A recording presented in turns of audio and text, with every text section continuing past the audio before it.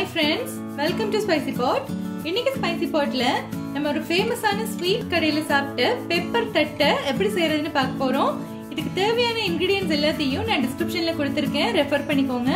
இப்போ வாங்க இந்த தீபாவளியை செலிப்ரேட் பண்றதுக்கு சூப்பரா ஒரு பெப்பர் தட்டையை நம்ம வீட்லயே எப்படி செய்யறதுன்னு பார்க்கலாம்.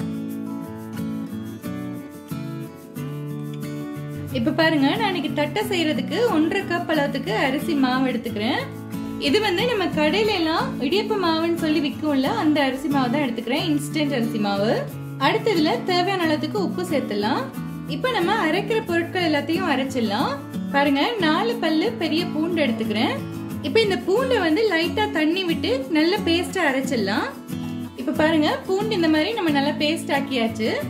அடுத்து நான் இதுல 1 டேபிள் ஸ்பூன் அளவுக்கு மிளகு சேர்த்துக்கிறேன். காரத்துக்கு வந்து நம்ம காஞ்ச மிளகாய் சேர்க்கல, வெறும் மிளகு மட்டும்தான் சேர்க்கிறோம். கூடவே நல்ல வாசனைக்கு 1/2 டீஸ்பூன் சீரகம் சேர்த்துக்கலாம். இப்ப இந்த மிளகை வந்து நீங்க ரொம்ப அரைச்சு பவுடர் ஆக்கிட கூடாது, 1-2 மட்டும் இது அரைச்சா போதும். 2-3 பல்சஸ்ல இதை அரைச்சு எடுத்துட்டு வந்து காமிக்கிறேன். இப்ப பாருங்க, இந்த பூண்டு மிளகும் நல்லா இந்த மாதிரி நசிச்சுட்டேன். இதை வந்து நம்ம இந்த மாவுல சேர்த்துடலாம். இப்ப நம்ம அரைச்ச பூண்டு மிளகை மாவுல சேர்த்தாச்சு. அடுத்து நம்ம இதுல ஒரு 2 பிஞ்ச் அளவுக்கு பெருங்காய தூள் சேர்த்துக்கலாம். அடுத்து ஒரு 1/2 டீஸ்பூன் கருப்பு எள்ளு சேர்த்துக்கிறேன், இதுவும் நல்ல வாசனையா இருக்கும். அடுத்து நான் ஒரு 2 டேபிள் ஸ்பூன் பொட்டுக்கடலை மாவு எடுத்துக்கிறேன். பொட்டுக்கடலைய வெறும் சட்டியில லைட்டா வறுத்துட்டு அரைச்சிட்டீங்கன்னா நல்ல பவுடர் ஆயிடும், அந்த மாவு தான் இது.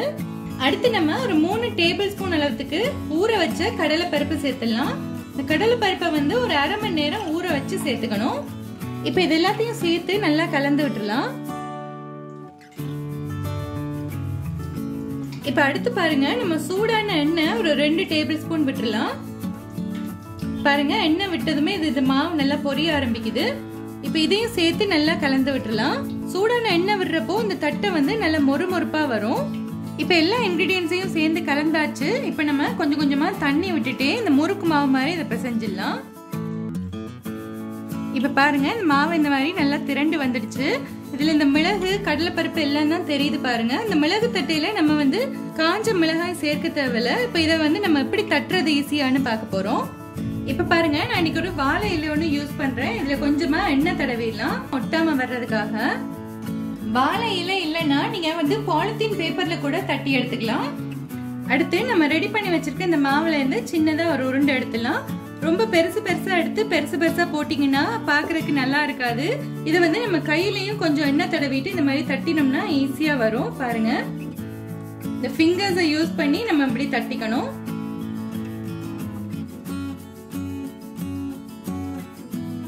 முடிஞ்ச அளவுக்கு நம்ம மெல்லிசா தட்டணும், ரொம்ப குண்டா இருந்துச்சுன்னா மொறுமொறுப்பா இருக்காது.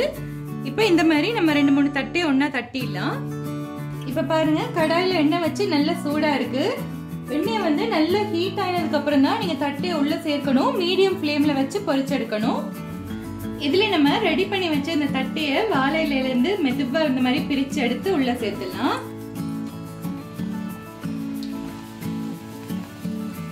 நிறைய ஒரே நேரத்துல நிறைய நம்ம போட முடியாது, ஒரு 3-4 அந்த மாதிரி தான் போட முடியும்.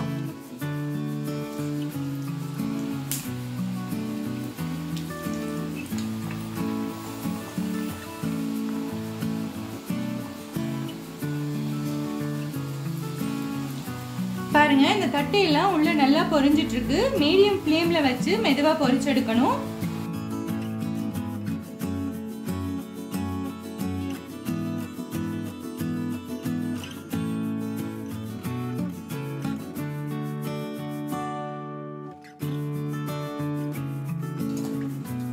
இப்ப பாருங்க, இந்த தட்டை நல்லா கோல்டன் பிரவுன் கலர்ல பொரிஞ்சிடுச்சு. எண்ணெய் சலசலப்பு குறைஞ்சிருச்சுனாலே தட்டை சூப்பரா பொரிஞ்சிருச்சுன்னு அர்த்தம். இதை நம்ம எண்ணெயை ஃபில்டர் பண்ணிட்டு வெளியில எடுத்துடலாம்.